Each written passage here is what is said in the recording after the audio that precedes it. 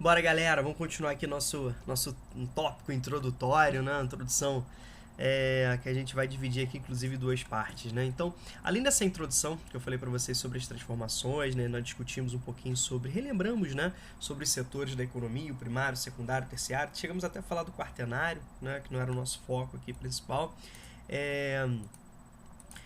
E agora a gente vai falar sobre alguns pontos importantes, tá bom? Separei aqui para vocês alguns pontos importantes para a gente começar a analisar, para a gente começar a refletir sobre os temas do capítulo, tá? Ou no caso dos capítulos, né? De agricultura geral e de modernização no campo do Brasil. Vamos lá, agricultura e domesticação de animais apresentam-se como uma das primeiras atividades das sociedades humanas. O que acontece? Naquele contexto, né, que você estuda no sexto ano, né? O professor de história, a professora de história fala sobre o processo, né, onde muitos grupos humanos deixam de ser nômades e passam, né, a ser sedentários, passam a ter moradia fixa, né, passam a ter residência fixa. Obrigatoriamente eles passam, né, a produzir seu alimento. Né? Então o homem deixa de ser coletor, deixa de ser literalmente somente, né, caçador e passa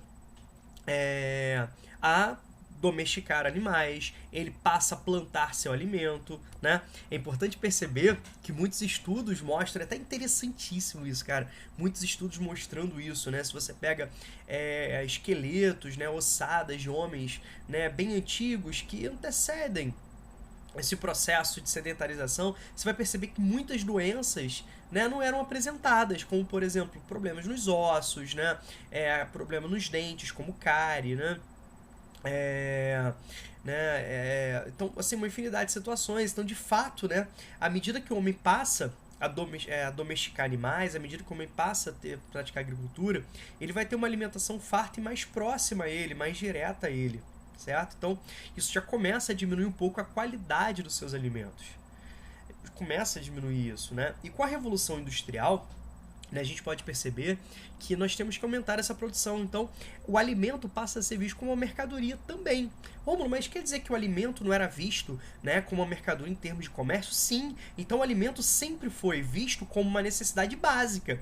Então, por exemplo, pega lá na Idade Média, né, a gente pode perceber que as grandes feiras, né, você tinha as grandes feiras europeias, você tinha como base o comércio, né, de alimentos. Então você pega, por exemplo, né, olha só que legal, lembra quando o professor de história fala sobre as especiarias orientais? Fala, cara, o que aquilo é alimento, né?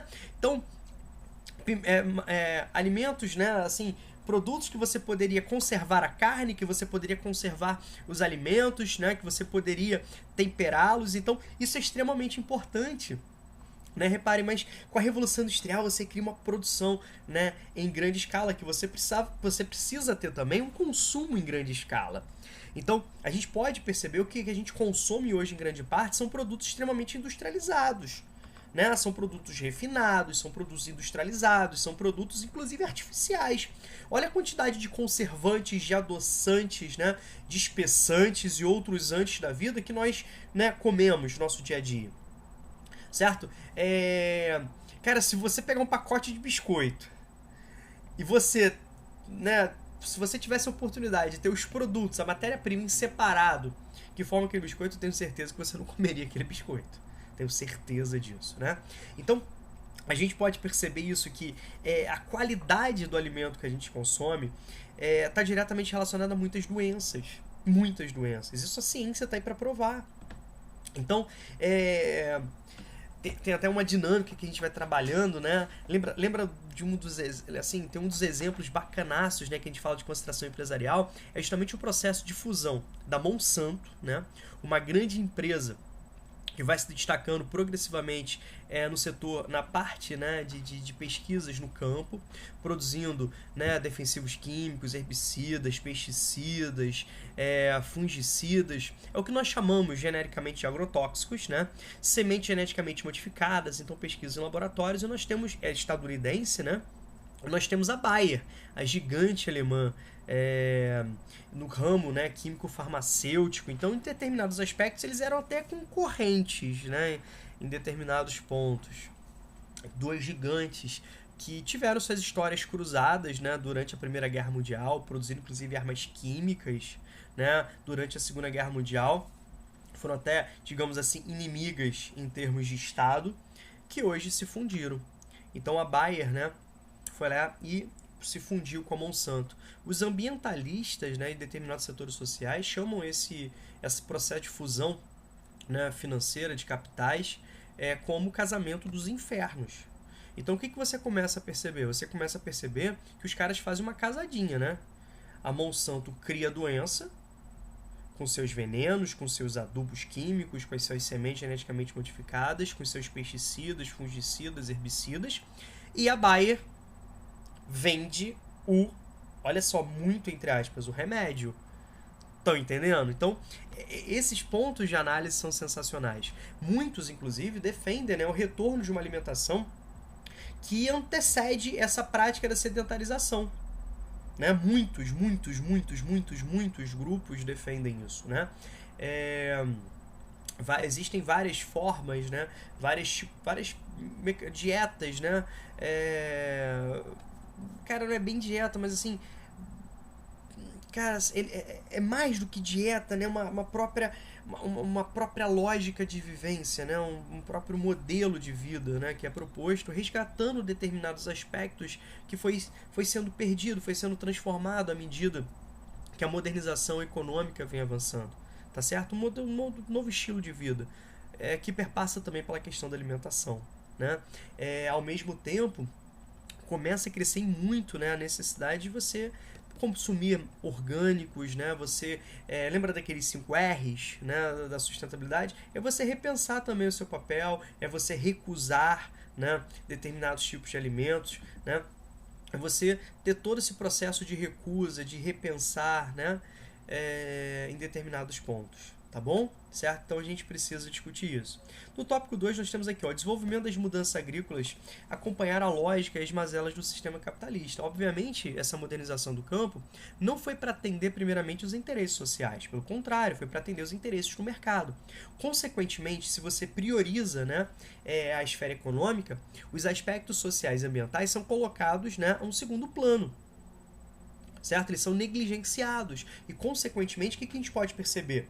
Que os problemas sociais, como concentração de fundiária, né, desigualdade, pobreza, conflitos no campo, né, dificuldade de acesso a alimentos, então você tem um processo de subalimentação, o êxodo rural, certo? O desemprego, tá? A dependência, né, do pequeno agricultor ao grande agricultor, ao intermediário, né, ao atravessador, certo? Aos mandos e desmandos do mercado, as políticas públicas negligentes. Então, todos são aspectos sociais trazidos por essa transformação do campo pela lógica capitalista, tá bom? Do outro lado, nós temos a parte ambiental, né? Todas as problemáticas que envolvem o solo, que envolvem os recursos hídricos, que envolvem, né, a parte dos ecossistemas, que envolve a atmosfera. Então, a gente precisa entender que essa modernização do campo acarretou pesadas mazelas que precisam ser discutidas, precisam ser debatidas e precisam de respostas rápidas, né? Muitos especialistas já apontam que determinadas transformações são irreversíveis. Então, as transformações necessárias, né, a conscientização ambiental também perpassa pela nossa participação em termos, né, de olhar para o campo. Tá? A gente sempre fala muito sobre a queima de combustíveis fósseis das cidades, indústrias, carros, e a gente é meio condicionado a imaginar que tudo que é verde é bom.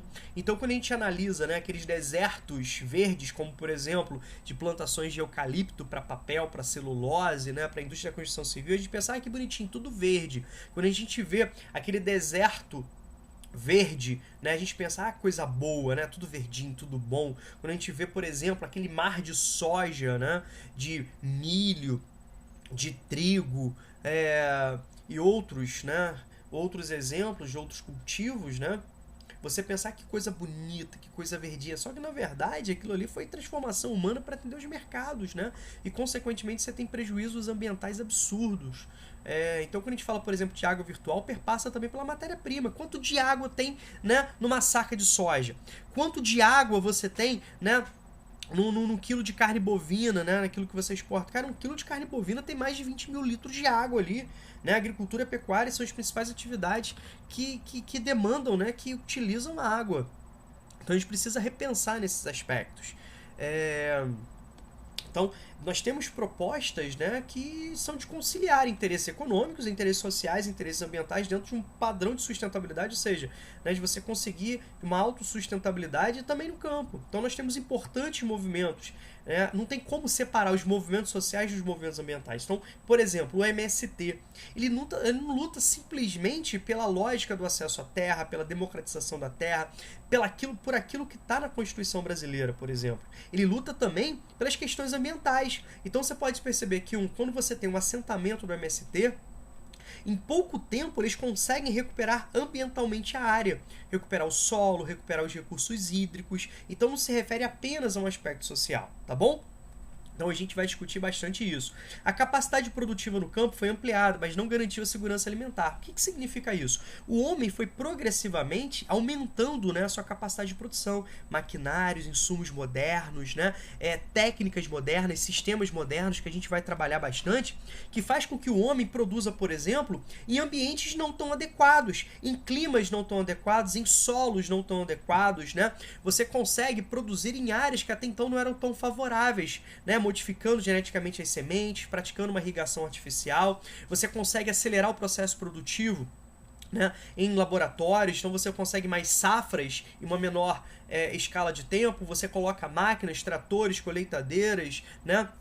Você coloca uma infinidade de maquinários que possam fazer esse processo de beneficiamento. Então, aumentem muito a capacidade produtiva no campo. Só que, ao mesmo tempo, nós temos, no mundo hoje, segundo a ONU, cerca de 1 bilhão de pessoas que estão em processo de insegurança alimentar. Romulo, quando a gente fala de segurança alimentar, o que a gente precisa entender?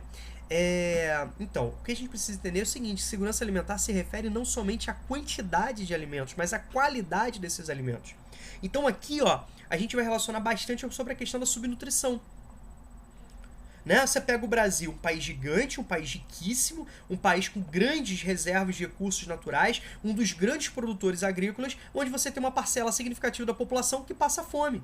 Lembrem-se, né, que aquilo que o Brasil tinha avançado, o Brasil tinha saído do mapa da fome, o Brasil voltou. Recentemente o Brasil voltou ao mapa da fome. Ou seja, aqueles países, né, que, segundo a ONU, possuem mais de 5% da sua população em estado de insegurança alimentar. Deu para entender? Então, por exemplo, aqueles teóricos, né, neomalthusianos vão dizer, cara, que o planeta não tem condições de sustentar todas essas pessoas. Mas, espera aí, a matemática não explica isso. Nós temos 7,6 bilhões de pessoas e nós produzimos alimentos que daria para atender quase o dobro dessa população. Deu para entender? Certo? Tá claro para vocês aí? A gente pode perceber que grande parte, né, dessas produções, principalmente dessas monoculturas, são para atender principalmente os interesses do mercado. Então, por exemplo, a soja que o Brasil planta, cara, não é para destinada ao consumo, né, humano direto. Reparem, por exemplo, como os produtos de soja são extremamente caros. Reparem como, por exemplo, é difícil você encontrar uma soja orgânica. Certo? Porque grande parte da soja brasileira é voltada para exportação, é voltada para produzir, por exemplo, ração animal. Tá entendendo isso? Então, a gente pode perceber que as principais trocas, né, acontecem entre as grandes empresas. Certinho? Muitos autores utilizam a expressão modernização conservadora para caracterizar o desenvolvimento econômico no campo. Então, aquele mesmo aspecto que a gente analisa, aquele mesmo ponto crítico, né, de análise qualitativa que nós utilizamos na indústria, a gente pode perceber que a gente pode aplicar no campo. Né? Como assim?